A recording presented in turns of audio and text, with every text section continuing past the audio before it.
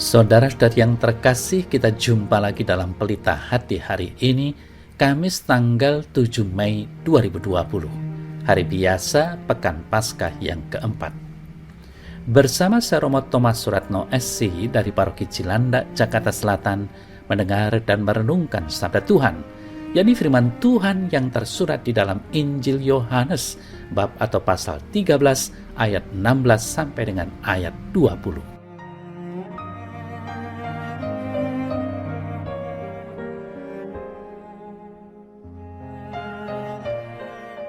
Dalam perjamuan malam terakhir, Yesus membasuh kaki para murid-Nya. Sesudah itu ia berkata, "Sesungguhnya seorang hamba tidaklah lebih tinggi daripada tuannya, ataupun seorang utusan daripada dia yang mengutusnya. Jikalau kamu tahu semua ini, maka berbahagialah kamu jika kamu melakukannya. Bukan tentang kamu semua aku berkata, aku tahu siapa yang telah kupilih. Tetapi haruslah genap nas ini, orang yang makan rotiku telah mengangkat tumitnya terhadap aku. Aku mengatakannya kepadamu sekarang juga sebelum hal itu terjadi, supaya jika hal itu terjadi, kamu percaya bahwa akulah dia. Aku berkata kepadamu, sesungguhnya barang siapa menerima orang yang kuutus, ia menerima aku, dan barang siapa menerima aku, ia menerima dia yang mengutus aku."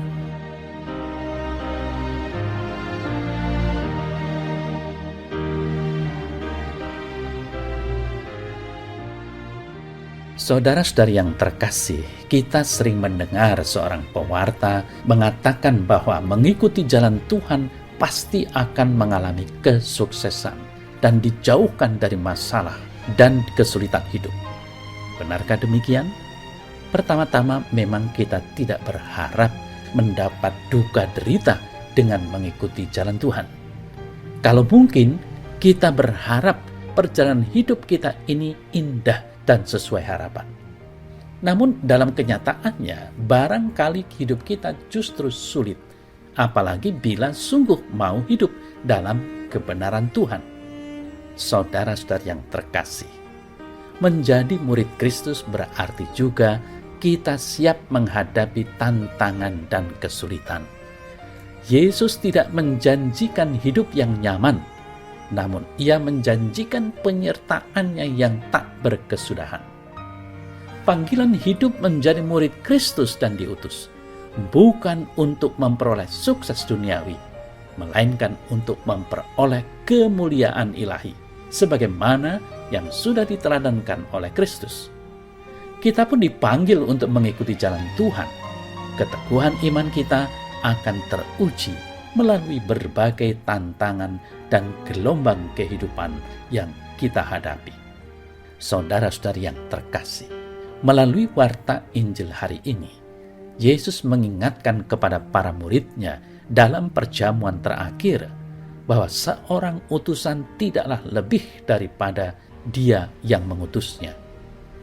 Kerendahan hati tidak sama dengan berkecil hati atau minder, tetapi berbesar hati bahwa dipilih dan diutus.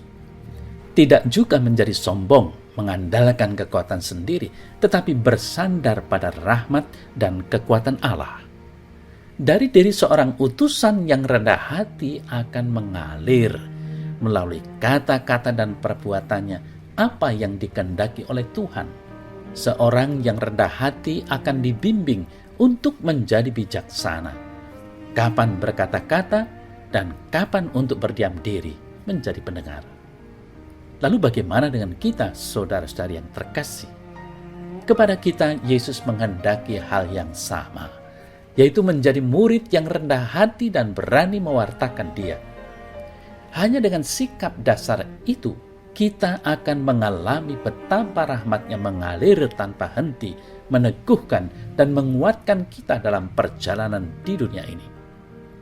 Kalaulah hal ini sudah menjadi habitus kita dalam mewartakan dan memberi kesaksian kepada orang lain, maka kita akan merasa bahwa kalau kita bisa mewartakan apapun yang dialami, bisa ejekan atau penolakan, atau bahkan kita menderita secara fisik, kita akan merasa lega, bersyukur bahwa dapat melaksanakan kehendak Allah. Hanya orang yang rendah hati, orang yang bisa taat secara total melaksanakan kehendak Allah itu. Maka semangat rendah hati hendaknya menjadi andalan yang harus menyertai pelaksanaan pewartaan kabar gembira, dan bukan kesombongan serta fanatisme buta yang mana akan dapat menghasilkan yang kontraproduktif.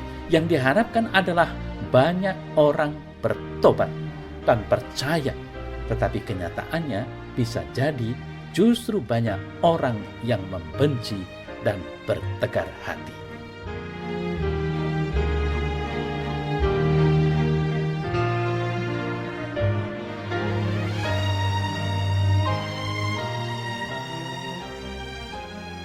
Ya Tuhan, aku bersyukur atas segala berkat yang aku alami selama ini.